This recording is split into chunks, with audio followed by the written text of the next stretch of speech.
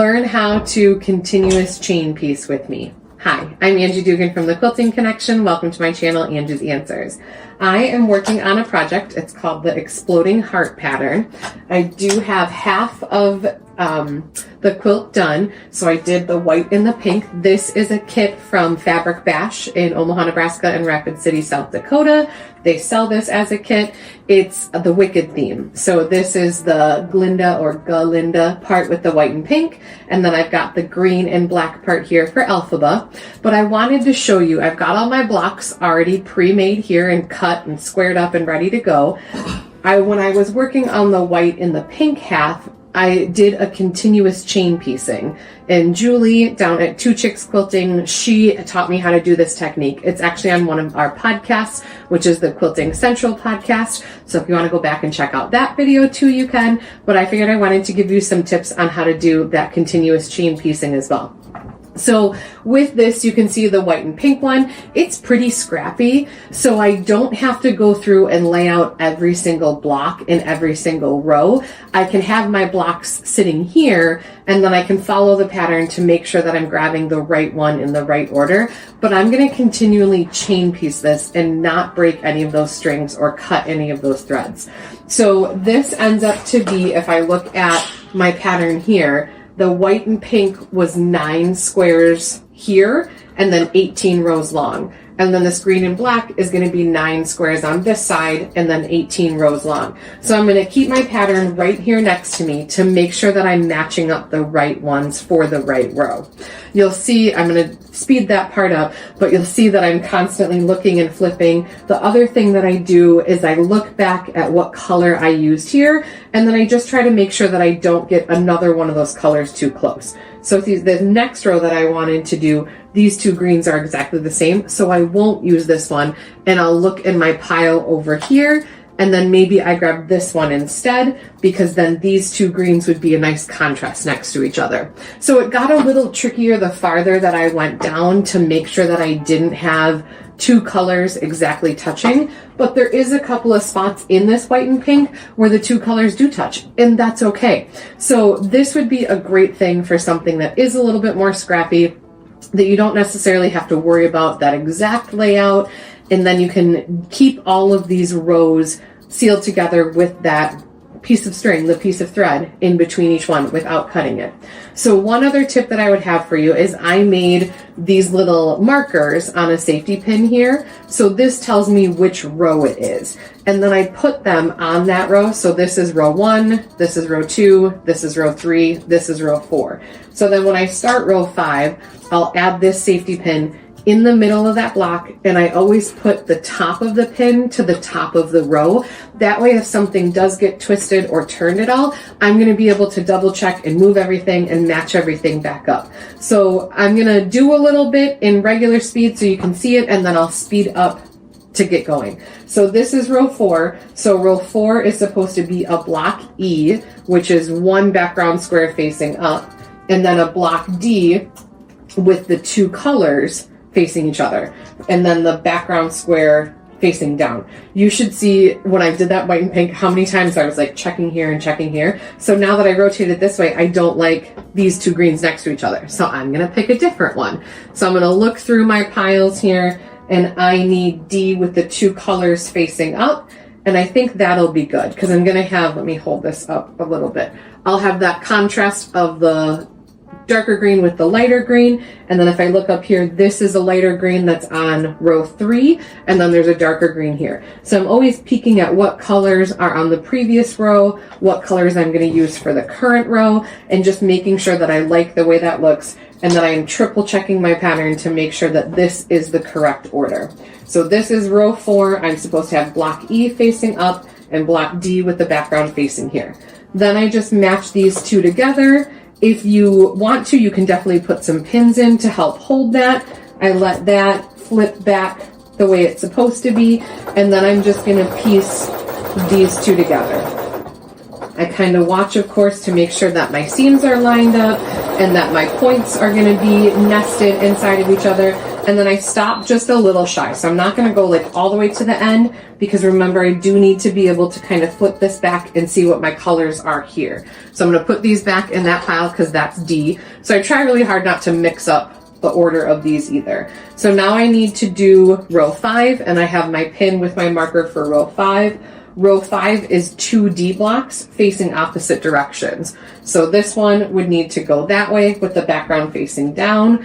And then this one, I'm just going to look and make sure that I kind of mix up what those colors are. That one's going to go that way. So the 2 background colors need to touch for row 5. So then I'm going to take my safety pin here, and I'm going to put this right again in the middle of the block with that point facing up to let me know that this is the top of row 5, and then I can just kind of rotate my paper down to make sure that that makes sense.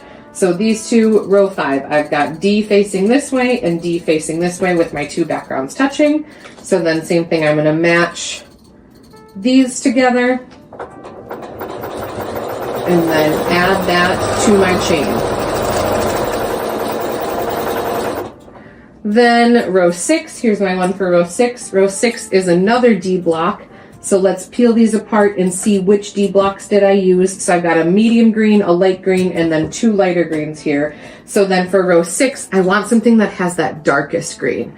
So there was 5 different colors. So this is a nice dark green, so I want to use this one. In row 6, my D block needs to face down this way with my background facing up. So I'm going to take my marker for row 6 and add that right in the middle here. Make sure my paper is facing the right way. And then I need an F block. My F block is all the 4 colors. So I just look at what 2 colors I've got here, and I can kind of rotate that around again to make sure that I like what's touching here. And then I'm also paying attention to what's touching on this row. So I just keep going until I find a combination that I like. So this is row 6, D facing this way and an F block. So then I'm going to match these 2 together and then add this to my chain. So I'm going to continue working down this. So as you can see, I've got all of my pins here with their pieces. So I have 18 of these ready to go. So they say row 7, block 1, row 8, block 1, continue down all the way to row 18, block 1. So that way, as I'm working down this, I can open it back up and I can peek and I can double check which row I've got here. And then I can double check on my pattern what block I need going across that row. So then once all of this is together, I had all of those blocks together, then I went in and did all of my horizontal seams. So I'm going to piece all of these into horizontal rows, then we'll go back through and do those horizontal seams to seal those up. So I hope that makes sense about continuous chain piecing. Again, I'm going to speed this part up so you don't have to watch me look at it a bunch of times, but this was such a great technique, especially for a pattern like this that is so scrappy that it really doesn't matter exactly what block goes where. So I don't have to take that time to lay it out on my design wall. I can work with it all here, laying here, and just make sure that I'm looking at the right row and the right block on my pattern. It saves me so much time, because I swear every time I use my design wall and I lay out all my blocks, I'm always going to get one turned or one flipped, or I seam it the wrong way. So at least this way I can visually see each row right here in my throat space, and I can watch and see what is going above it. And then now when I add my next blocks, I can also look at what's below it too. So I can just play with each row individually and then use all of these options here to spin those around to make sure that I find a combination that I like. When I got closer to the bottom, it was a little bit trickier. I did end up with some colors that were close together, but that's okay because this is scrappy. So continuous chain piecing is super fun. It's one of my favorite new techniques that I learned from my friend Julie down at Two Chicks Quilting. And then this was that kit, the Wicked kit from Fabric Bash, Cathy Thayer's shop in Omaha, Nebraska, and I do my podcast with them called Quilting Central Podcast. So I hope you enjoy this video. Please let me know if you've done this before. If this is something you haven't tried, I would recommend trying it on maybe a pattern that doesn't have as many rows, because this, like I said, has 18 rows, but the pattern is showing me every block that I need. And then on my pattern, I just took a darker marker to cut this in half, because this was my white and pink half, and then this was my green and black half. So then I can easily just start from here and start cutting my blocks over to make sure that I'm putting it in the right spot for the right row. I'll be back.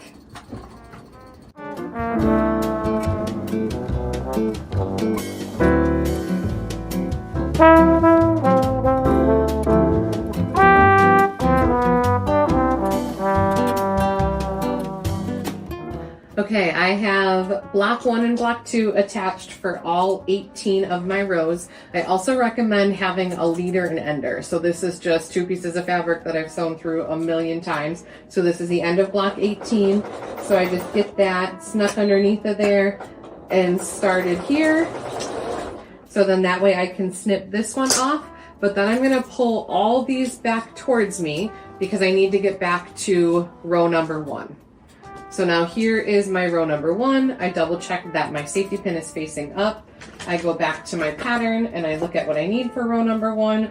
So these were 2 A squares and now I need a B. So now I'm gonna go through and I'm gonna add block number 3 to every single one of these rows.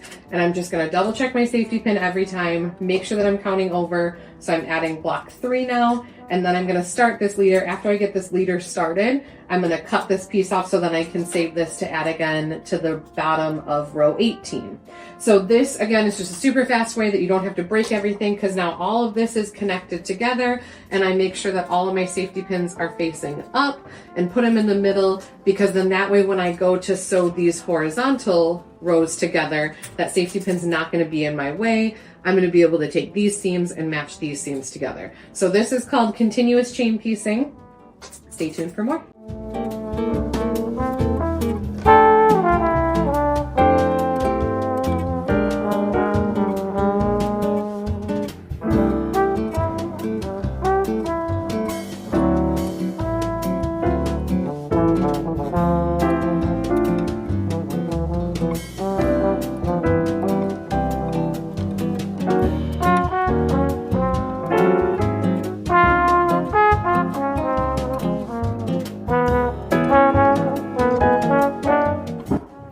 Okay, so all of my chain piecing is done. Here is what I've got so far. So I left all of my safety pins here for my rows. The rows are all sewn together, but now, or sorry, the blocks are all sewn together. Now I need to do the rows. So when I did the pink and white one, I didn't iron these first, and it was a little tricky to make sure that I had all my seams facing the right way so then I can start nesting these horizontal seams together. So I'm gonna take this over to my ironing board and I'm gonna iron row 1 one way, row 2 the opposite way, and just go through and iron all these rows. Then that way when I go to match them together this way, I can make sure that those seams are nesting really good here. And I do like to pin these guys. So just to help kind of make sure that I'm doing good with my nesting and make sure I don't stretch anything, make sure that my ends all match up. So now I need to go sew iron first and then pin and sew all my horizontal rows, and then I'll be ready to match it to the other half of the heart.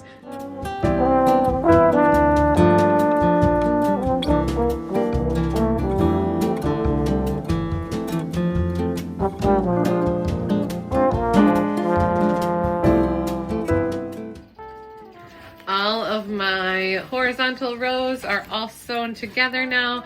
So I'm gonna go through and take off all my safety pins, and then I just have to iron this and then it will be ready to attach together.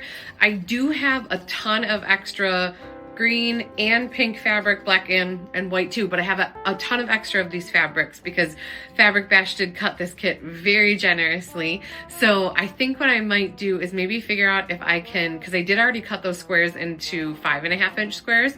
So I'm gonna see if maybe I can cut them down and make some piano keys to add to the quilt. So I'll see if I can do the math to figure that out, but I'm so excited that for this continuous chain piecing method. I hope that it made sense to you. I would love to hear your feedback if you've tried it on a project before or if I've inspired you to try it on a project. So please leave some comments below, share this with another quilter that you think would benefit from this continuous chain piecing method. If you have any questions, you can reach out to me, put the comments on the videos. I appreciate you being here. Thank you so much for watching and have a great day.